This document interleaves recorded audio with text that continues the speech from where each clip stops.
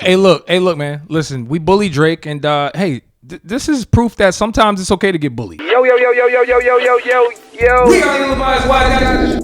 Check out the full podcast, link below. Yo. We are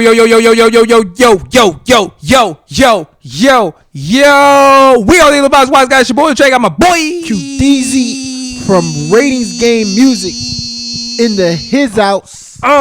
Welcome back to the Ill-Advised Wise Guys podcast. I am one of your hosts, it's your boy Ooch, and we got QD from RGM.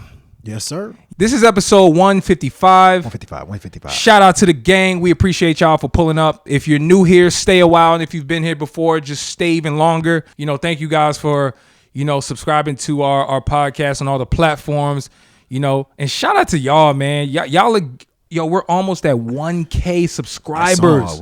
What, 800 and something? We right? almost at 1K. Damn. If you are out there and you subscribe, man, thank you so much. And if you're deciding whether you want to subscribe, make sure you just hit the subscribe, man. You right there. You watching this. You listening to this. Just do it. You got it.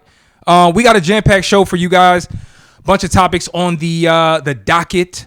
But first, man, Q, let's get into some announcements. What we got? Check out ratingsgamemusic.com. There was a lot of albums that came out in the last 2 weeks. Yes. But the one of them that I did recently, Drake dropped. It's actually called the For All the Dogs Scary Hours something. edition. Yep. Yeah, with 6 new songs where Drake's finally snapped. Tory Lanez, Alone at Prom. He dropped the deluxe version, which is another 10 songs or so. That's a pretty good project. And then I did a review for Lil Wayne and 2 Chainz. Welcome to Collie Grove. That's a really good project. Surprisingly was good. 50 Cent, y'all should listen to the interludes 50 Cent hits us with on that album. Is fantastic. Actually, I haven't done any single reviews. Well, hey, you don't know when they're going to be listening to this. Which ones you plan on putting out? There's a song, Tyler. I've not heard a single song by Tyler yet. Tyler's but I know great. she's next. She's like Tyler's 20, Nigerian artist. She's from South Africa. Oh, she's South African? Yeah. South I'm not African mistaken. artist. So Travis Scott, there's a song with her, Travis Scott, Marshmello. Yep. I'm definitely gonna do that. Okay. Yeah, that's pretty much it. There wasn't a lot of singles. Hey, Drake said on whatever song that was that the only person Taylor he pushed Swift. his album back for is Taylor Swift. He said Taylor Swift's the only nigga. He did say nigga. That was crazy. Weird. Nah, that was wild. Yeah. I started the album off, because I was listening to it in the shower. I was hearing words cut off, and I'm like, what the? Wait. Yeah. I say, wait, what did he say? Yeah. He said, yeah. Taylor what? Taylor the only. Nah, that was crazy. I'm ducking release dates. Spotify, y'all got to stop doing that. Real talk. Yeah. But no, what else you got? Oh God. How do we forget? Andre 3000. He dropped this I know how we can called forget. No Blue Sun. I know how we can forget. Oh my God. Oh man. We're going to get, It wasn't bad, but we're going to get into it. We're going to talk about that. Check out ratingsgamemusic.com. It's Y'all do that. easily the best music review site in the world. By the way, next year we got some new major plans. Big plans. On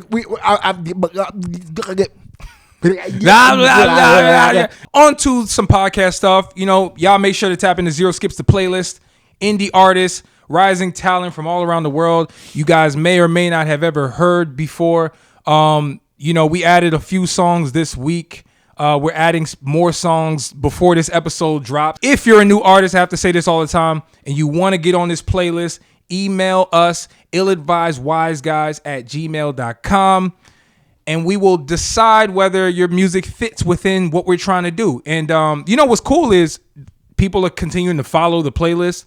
I think we're almost at like 120, 130 followers on it, which is, nice. We built this from the ground, bruh. Yeah. This from the mud. There's no bots. This is no bots, man. This real deal Bill. Your music got to be fire, man. Yes, sirski. It got to be a non-skippable. Yes, sirski. And also, salute to everybody. I have to keep saying this. YouTube is going up. You guys seem to really like our extended clips that we put up of our previous episodes. And just keep tapping in, y'all. Stop cussing me out too. Keep tapping in. Keep tapping in. Stop. This is entertainment, man. Like, you don't gotta. If you don't agree, that's okay.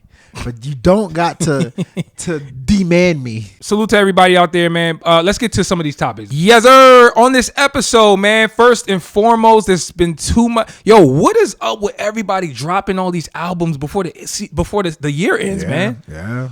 We're going to talk about probably 10 albums. I mean, I don't know. Seriously. We're going to give you guys our thoughts on some of the albums that have dropped, whether it's Chris Brown, who just, he put out a new album, 1111. We got Kid LAROI with a new project, Tory Lanez. So we're going to talk about some of these new albums. And then also, we are going to get into some of these 2024 Grammy nominations. We're not going to spend a whole lot of time on the whole list because I'm going to be real. I don't want to talk about the country people. Give a damn about contemporary R&B. Yo, I heard through the grapevine that K. Michelle got a Grammy nomination for country. Yeah. Shout out to her, man. They hated on her when she switched over. Always been a good singer. Bro, they was hating. So also we're going to get into whether Jay-Z or DaBaby had a better verse on the jail song on Donda, right? Kanye's album he put out. Yo, DaBaby was I feel like he was off the liquor, dog. I'm gonna be real. I told you he was off the licky. There's no need. Okay, with the lickery. You ain't gonna do that. But nonetheless, who had a better verse? Was it Jay? Was it DaBaby? We're gonna discuss that. Right. But first, we got to talk about this Andre 3000 new album. Can I do can I just real quick talk to me? Make this good. Thanksgiving is coming up, right? Yes.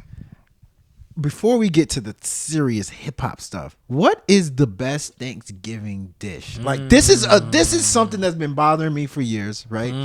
People are like, "Oh yeah, candy yams, mac and cheese." We can all agree turkey's trash, right? But like, what is your favorite?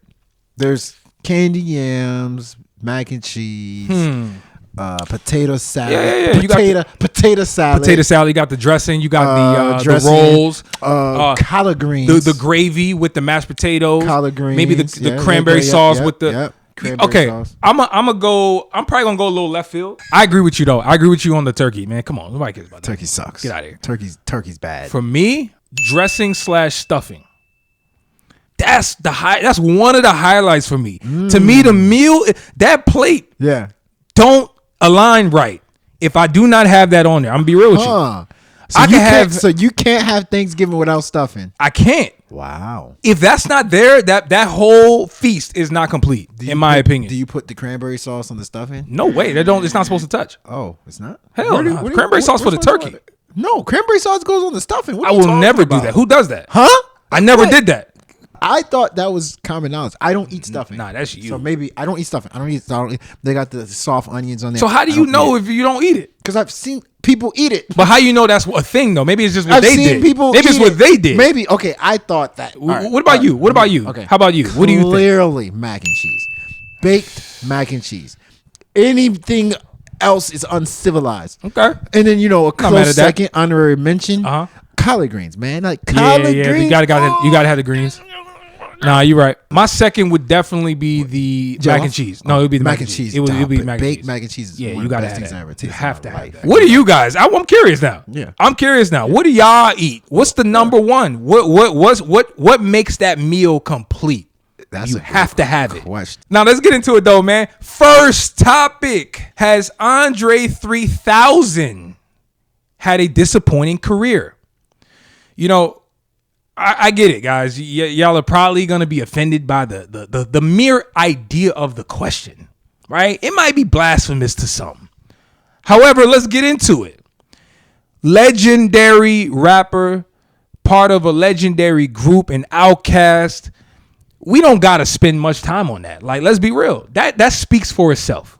He's a legend in and of himself. But him as a whole, let's talk about Andre 3000, especially with this new album, New Blue Sun, right? I believe this was called? Yeah. New Blue Sun. He just dropped it.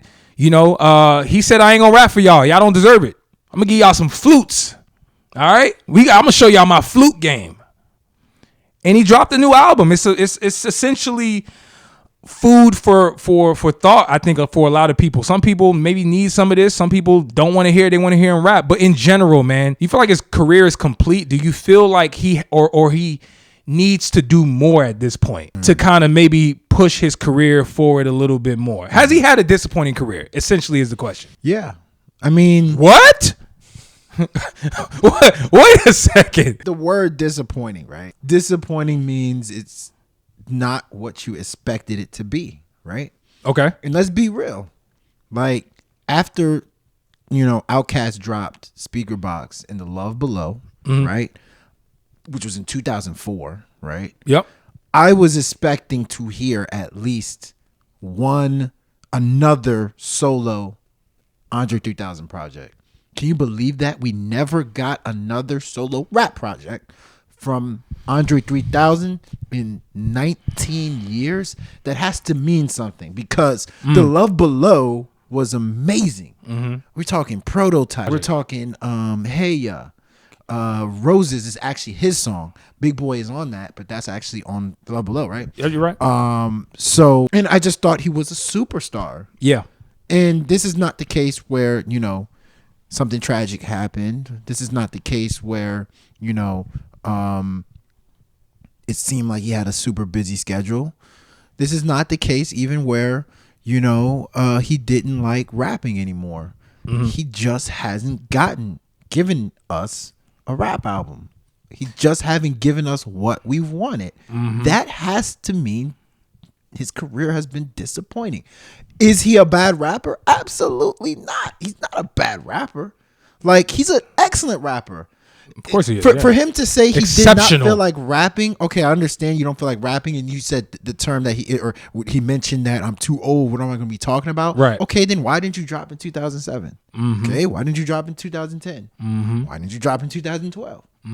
Like, for us to get to 2023 and you're making excuses of why you haven't dropped, that's disappointing. See, so the real term disappointing, I'm using it in the right way, is not what we expected. He's had some legendary verses. Legendary albums. Legendary albums as a collective. Has he done enough in the last couple of years? So he came out swinging. Yep. First freaking Aquemini back in the day. Then you got and then they dropped Stankonia soundtrack. Sorry, Stankonia. And then they dropped the soundtrack that they were a heavy part movie that they were in, right? Okay. Big Boy and Andre 3000 were in a movie, and they dropped the soundtrack, and the soundtrack was pretty much an Outkast album. Yeah. It had songs like Hollywood Divorce on it, right? So did he do enough from that 1996, 97 span to 2004 to call it a career? It's almost like Barry Sanders. People look at Barry Sanders as like one of the greatest running backs of all time. Barry Sanders didn't play very long. You know what I mean? So could you ever put him as number one, even though when he played, he was amazing? Look. You never put him as number one. Very, very key that you say that, right? So I'll be honest with you. I'm torn on this matter because here's the problem when it comes to people like Andre 3000, man. Like, as a talent, he is one of the greatest rappers of all time. Unquestionable. From a body of work standpoint, though, there is question. Yeah. As a solo artist, They'll use the word career. the question is, his career has Andre 3000's solo career been disappointing? Yes, absolutely. And I think that if we use that question, I believe the answer is yes. I'm on the record, bro. I've said for years that I don't want to hear nobody talking about 3 Stacks is in the top 5 of hip hop as a rapper, because unfortunately, when people start talking about top 5, we're not talking about dudes that were ultra talented but didn't amass a career / body of work that supported the argument. You got to have both. And in my opinion, his solo career as a rapper has always been lackluster. It's damn near been non-existent as a rapper. You said it. R&B, no question. Love Below, it's an R&B album, bro. He rapped on it, of course, but it's an R&B album. Yeah. He's never put out a body of work. And the moment it was time for him to put out a body of work, he drops a flute project. Like, what are we talking about, guys?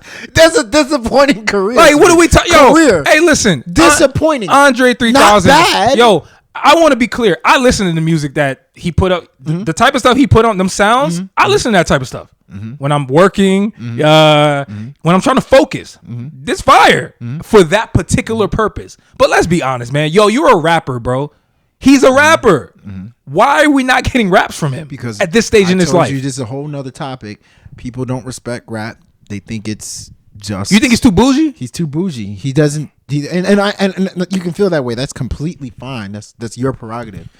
We need to stop, in my opinion, we need to stop awarding people. We just hear somebody say, I don't feel like doing something, and we just run with it. Oh, yeah, he don't feel like doing it. Could you imagine if LeBron James, after about 8 years, said, I don't feel like playing basketball anymore? Could you imagine if Steve Jobs and the new guy was just like, I don't feel like making iPhones anymore? Like, this idea that we're rewarding people for not feeling like doing what they're good at, like, we got to stop doing that. We don't want what Andre 3000 did in his career to be a habit.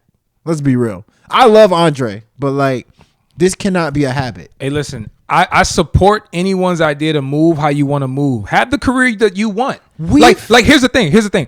I like, truthfully, we're all our own individuals. So however you want to move, that's on you. However, to your LeBron point, the moment you step into the major leagues, you step into the big boy leagues, you're gonna get critiqued.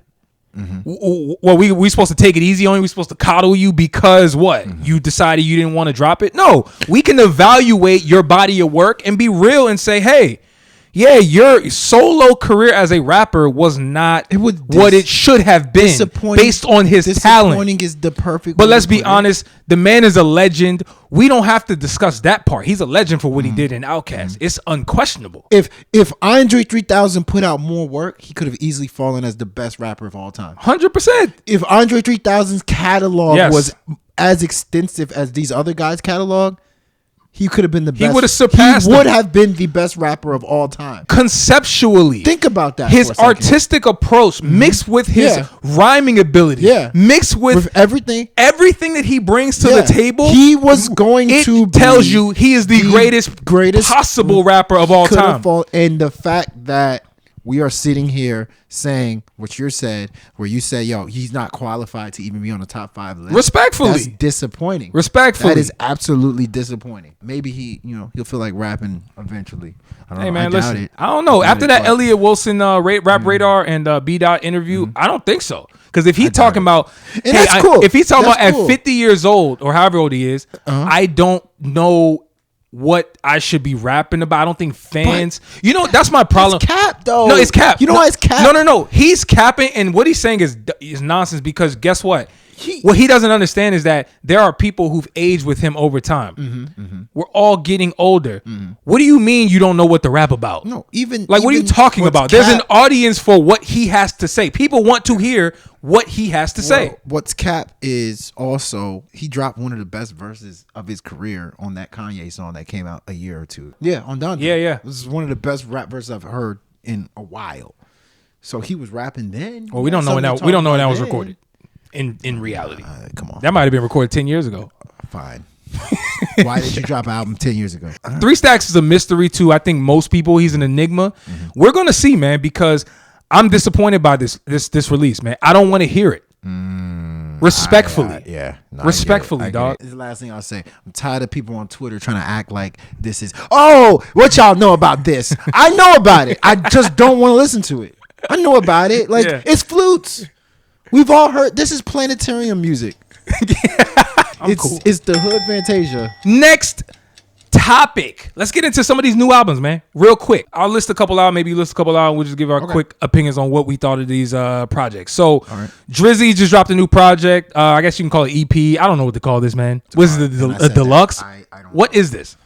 But Scary Hours 3, some people are calling it that. Other people are saying For All the Dogs, Scary Hours Edition. Regardless, we got 6 new songs. What'd you think of the project? Drake said he's rapping like the Rins do, and he is. Simple beats. Yep. Typical flows. The type of flows where Drake is trying to prove that he can rap type flows. Yep. And a lot of talking about hits. He talking about putting hits on people like over and over again. I thought the album, I thought the EP, it was good. But at a certain point, I was just like, all right, we get it. Like, we get it. You know, you listen to the criticism, which you said you didn't. Yep. We get it. You know how to rap. You gave us the straight raps. All right, now go back to the commercial. Like, we just never satisfied. Drake is like, politics, like the presidents for us, where 1 minute we want a Democrat, then the next minute we want a Republican, and then we want a Democrat again. No, that's facts. We want Drake to do commercial. Then we're like, man, it's too commercial, man. Go to the singing. No, we don't want singing. No, go to rapping. Now I'm back to I want him doing commercial. Hey, look, man. Listen, we bully Drake, and hey, this is proof that sometimes it's okay to get bullied. Let's be real. Like that's a great advice. Sometimes it's okay to bully people. I stand on that. You know why I stand on that? Because there's certain people who are too hard-headed, right? They don't take criticism. They don't want to hear anything that you got to say. So you know what they have to, you got to do to them type of people? Sometimes you got to bully them. You got to make fun of them. That's when it's going to hurt. That's when they're going to be like, damn, I hear we are. You're right. Drake is I think we bullied Drake. We said, yo, get this shit out of here. He heard us. He came back with the raps. People say, yo, man, we want to hear where you are in life. He gave us that. Every Drake, he gave us, and not to mention, I freaking love the way Cole and him went back and forth. I loved it. That was what we wanted to hear. I loved it. I think that's what First Person Shooter was supposed to be. I actually like the structure of this song more than that one. Amazing. Let's keep it moving. Chris Brown, man. Chris Brown dropped a new album. Sorry, 11:11. What'd you think? I thought it was good. You know, what's interesting is Chris Brown right now is like pretty much holding R&B. Holding R&B down. There's not a lot of high level R&B, mainstream R&B guys out right now. I mean, R&B? Brent Faiyaz. Brent Faiyaz, he's leading the charge. I don't know anybody really. Mel. I meant to say Mel because the women are killing it. Okay, yeah. This album felt like a very authentic commercial R&B album that's very enjoyable. Vocal performances were freaking amazing. And there's some hits. There's a bunch of hits. I thought it was phenomenal, man. I'm gonna be real with you. I think it was a really good effort. Yo, listen, really good I stand on it. I believe that 11:11 is like easily in Chris Brown's top 3 albums of his career. I agree with that. I think people need to really listen to this. I mean, he's showing off his versatility at like the highest level he's ever. And truthfully, I think this is some of the best music he is creating. He's in a different echelon in his career, man. He simplified the approach to music. Yes. And it's obvious. He's no longer like you didn't get Bad Boy Chris Brown on this album, like at all. Yeah, you kind of did on Nightmares. At the end, Nightmares. He was but it was like, but it still wasn't like he was. He was talking that talk Jamaican, accent that he had. He said, "Yo, if I can't bring the Glock in here, I don't want to come in." It sounded like damn. It sounded just like Taliban's. No, good album though. Good album. Tory Lanez Alone Like Prom. What'd you think? I listened to it in full. Tory Lanez, what he was able to do and what he was able to channel on that album was just unbelievable. Amazing. This compared to the original version, this deluxe version actually has more obvious 80s style music. And he does swipe some of the Weeknd's melodies. But if you want to know how talented Tory Lanez is, all you need to do is listen to that deluxe version. You'll be like, my God. Listen, I haven't heard it yet, but I will. Like, it's on my agenda.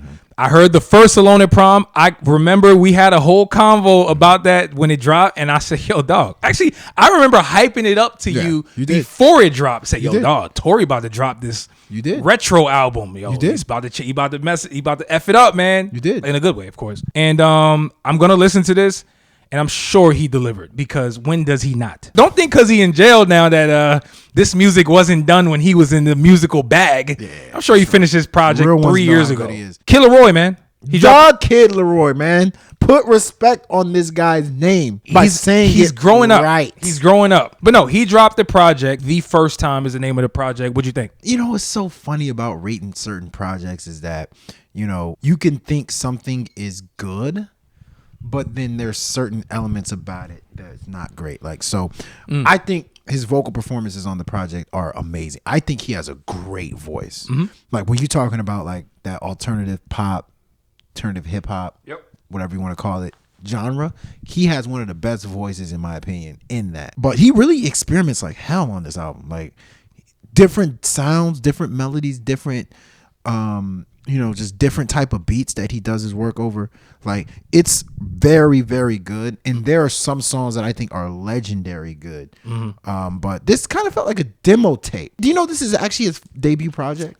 They call it debut album. I know. But I don't like it. It felt like a demo tape where he's trying to show off to the world that like he's like that. And I think he is. He is like that.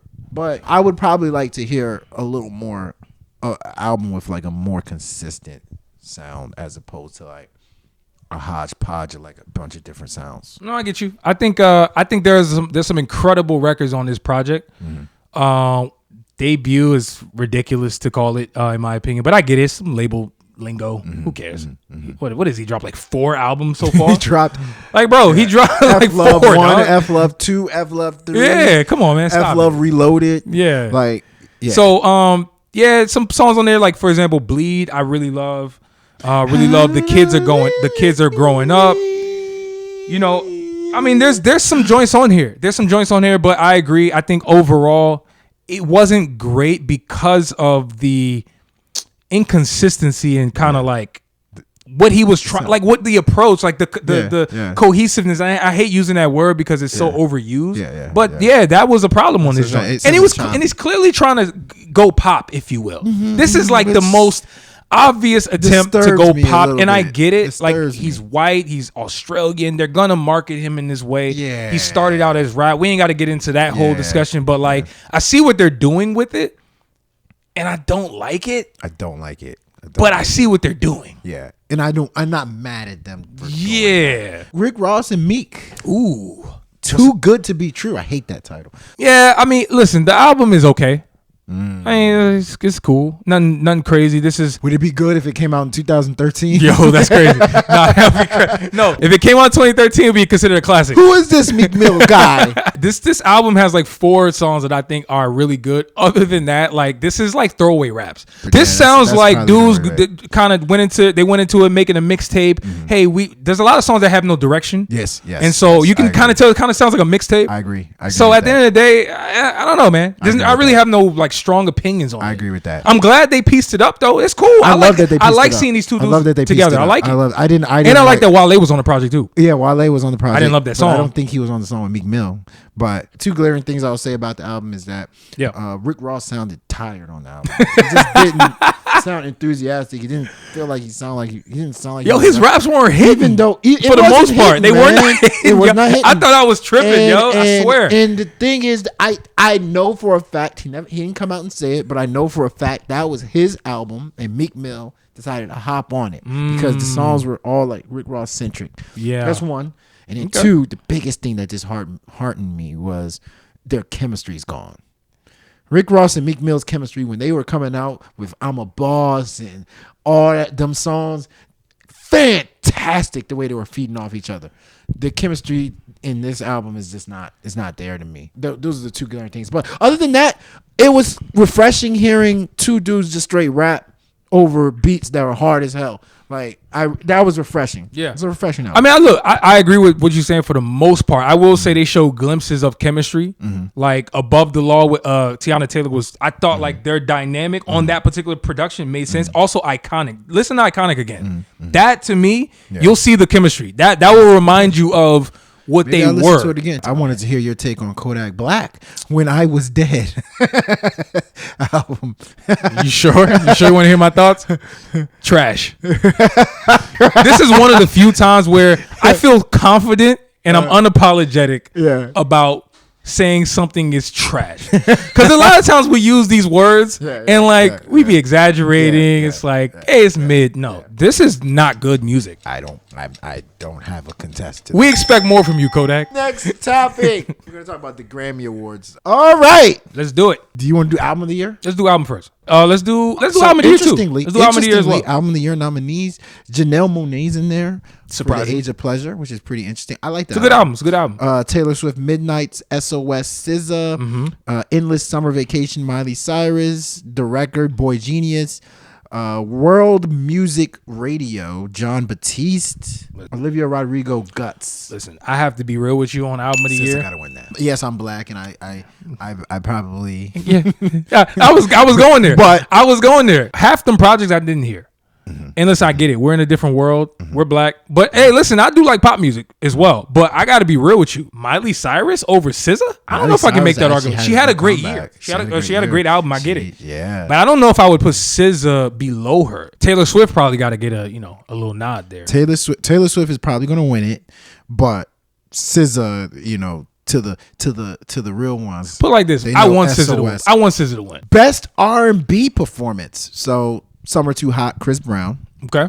Back to Love, Robert Glasper featuring Sir and Alex Isley. I've heard that joint. It's fire. I See You, Coco Jones. Oh, classic. That's a classic song. How Does It Make You Feel, Victoria Monet. Okay. Kill Bill, SZA. Probably go Coco or Robert Glasper. But other than that, like, then I don't know. Kill Bill was like something nobody's ever heard before. Like that was like next level R&B, like futuristic R&B. So if you want to be progressive, if the Grammy committee wants to be progressive, you go SZA, Kill Bill. But I think you got to give this one to ICU, Coco Jones. That's a great song, bro. Because that's like the definition of R&B. So it's like a futuristic R&B song going against the definition of R&B. True. Traditional R&B. True. Rap. Best rap performance. Let's get it, man. Now I'm excited. The Hillbillies, Baby Keem and Kendrick Lamar. Ooh. Right? Okay. Love Letter by Black Thought. Okay. Rich Flex by Drake and 21 Savage. Scientists and Engineers, Killer Mike featuring Andre 3000, Great Future, song. and Great song. Aaron Allen Kane. Okay. And then Players by Kid LAROI. You have been adamant about F You Mean not being on this list. Yeah.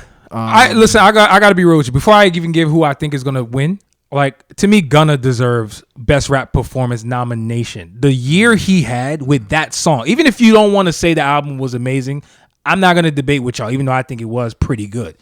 That song, what it did, how it captured, like, culture. Yeah. How it was on Billboard Top 10 for, like, damn near the whole year almost.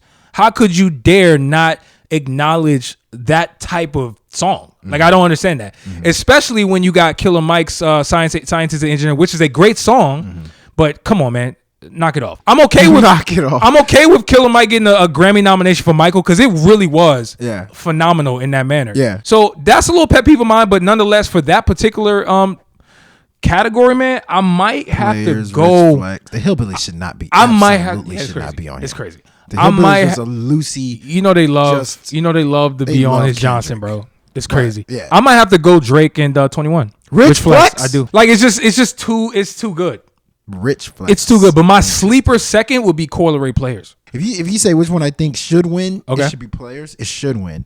But what I think Grammys are going to pick is Scientists and Engineers. I just know they're going to do something like that. If they do that, They're going to do something like that. Stop it. Don't worry. Best melodic rap performance: Sitting on Top of the World by Burna Boy and 21 Savage. Attention by Doja Cat. Spin Bout You by Drake and 21 Savage. No way. All My Why is Life. that there? Melodic rap performance. I don't care. It's not good enough, but go ahead. All My Life, Lil Durk and J. Cole. And then Low by SZA, which, can I say this? Wow. Putting Low by SZA on there is like giving Kim Kardashian GQ Manager. That's ridiculous. You know that's an R&B album. And just because she rapped just a little bit, you want to put her as best rap melodic? Come on. This is her year, though. It's clear they want to give her something, so they spreading the wealth, right? Yes. To me, this who should get this? Lil Durk and Cole. They Lil should get Durk, it. Cole, All My Life. Who do you think will win it? I think Lil Durk and Cole. I really believe that. I think they're gonna. It's not going to be Spin About You. It's not. I think they're gonna. If they give it to SZA, You can't give there'll it be to her. riots. But I think it's gonna end up being Who was the first one you mentioned? Sitting on Top of the World, Burna Boy and 21 Savage. Nah, not that. I think. Are they gonna give Dirk? I think it's gotta be Are Dirk. they gonna give Dirk a Grammy? Is Dirk gonna bring a Grammy back to the trenches? Back to O Block. what? Dirk might go back to O Block with a Grammy. I really believe that. Whoa! It has to. Best rap song. Let's get it.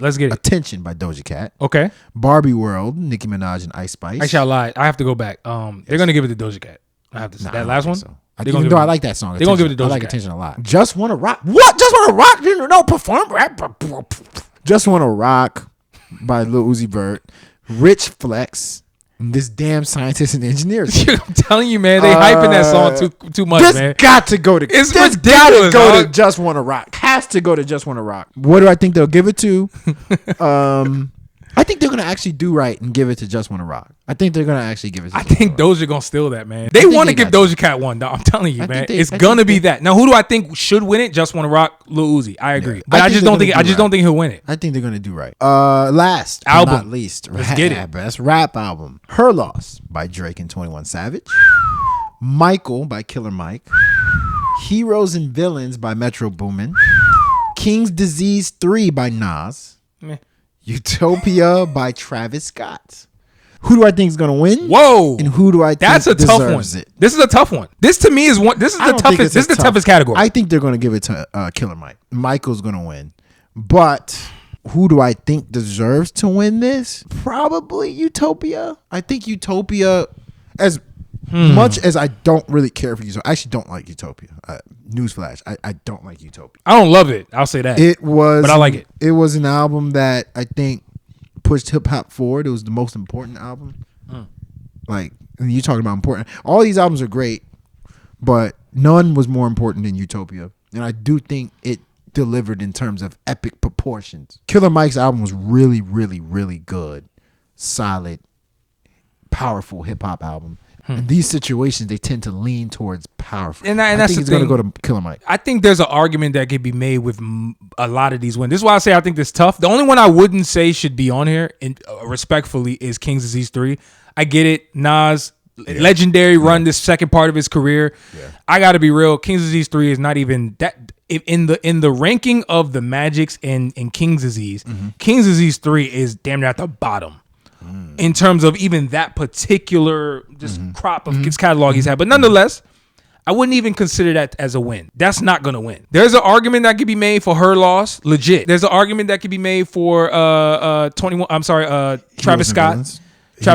Utopia, and what was the other one? Heroes and Villains. There's an argument that could be made with that too. That's a great album. So to me, this is tough. But if I had to guess who I believe will win, I think they're going to give it to Killer Mike. Because, like you said, man, you know, they try to go eclectic, they try to go powerful, message driven. We'll see. Like I said, I would give it to Utopia. That album was great. I would give it to Utopia. I think it was great, but let's move on. I will not be watching the Grammys. Me neither. I never do. I don't watch award shows, but I watch some. I don't. Let's get into some quick hit topics, man. Next topic, let's have some fun. Let's make this real quick too. Yes. Recently, DaBaby sat down with Shannon Sharpe on Club Shay. And one clip went super viral. We even posted about it on RGM. And it was DaBaby claiming that he had a better verse than Jay-Z on Jail. I saw it 50-50 online. I'm not going to lie with you. Like, I saw in the comments some people saying, yeah, I think DaBaby had a better verse. And other people like, he's smoking crack. Like, I've seen both. So I'm going to ask you, who had a better verse on Jail? DaBaby or Jay-Z? And why? Well, it's obviously Jay-Z, right? What Jay-Z was able to do on that song was divine, like I told you. The way Jay-Z kind of like played with the beat, the tempo of the beat, and just kind of like manipulated the beat in a way that was simplistic.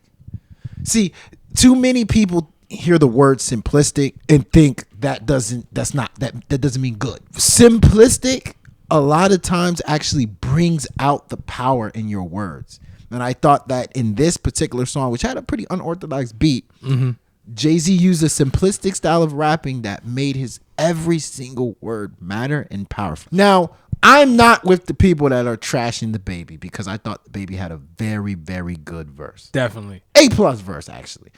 DaBaby's, the way he switched his flow, you can tell there was passion in that. Probably the best verse he's ever put up. I think so. Why Kanye be making these dudes be putting up performances that like they've never done? The way he's switching flows, the way he talked about, what he was going through, it felt real as hell. But in the grand scheme of things, Jay-Z's verse just felt more poetic. It just felt more, it just fit. He stayed on the topic. I think it's Jay-Z, but I'm not here to slander DaBaby. I hear you. Like, now look, here's the thing. People don't like DaBaby, at least within the last couple of years. For obvious reasons. Yeah, we get it, right? And he spoke about that on that verse on Jail, right? The reason why we're so up to speed with this because we literally listened to this right before the show. He spoke about that on his verse as well, right? The trials and tribulations of, y'all hating me and how I'm persevering. He spoke on that. And I do think DaBaby's verse was powerful as well because he was saying some real ish.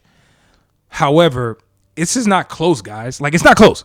It's not close. And I want to talk about the simplicity as well, because I agree. I do think people hear what sounds like an elementary flow, and it is. If we're being real, it is. Jay-Z approached that beat very elementary. It's very easy to digest. However, the words, the depth, the metaphorical genius, the divine just perspective, the way he was able to infuse in the songwriting, and I think that's what like it comes down to. The way he made you like to start the verse. Jay-Z by far, bro. Soak in his words. Think about what I said. This is what jail feels like.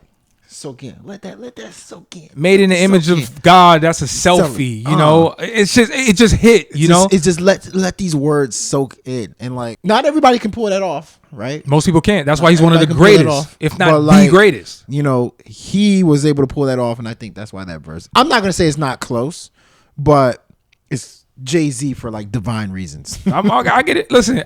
We want to know what y'all think, though. Yeah. Do you think DaBaby had a better verse, or do you think Jay-Z had a better verse on Jail? Yeah. You know, we got a post up already. If you want to do it, add a comment on the RGM post, man, or just hit the comments section in this particular video. Last topic, man. Last topic. Let's put this to bed. 50 Cent and Rick Ross have been at war. They've been beefing. They haven't liked each other for some time now. Yeah.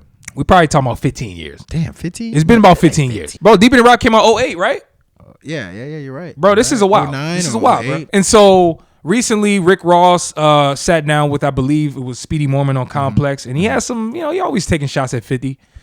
I don't blame him. If it's up, it's up. If you got beef with somebody, go ahead and shoot. Look at Drake. People shoot for the rest of their life, damn near. If you don't like somebody, you don't like somebody. However, what to me went a little left was people saying that Rick Ross got annihilated a long time ago, and why is he still going at 50? And that got us thinking. Because I know where you stand, but in general, who do you think won that beef? I mean, back in the day. So, because I think the majority of people would say 50 Cent won. I believe that is the consensus from a mainstream standpoint.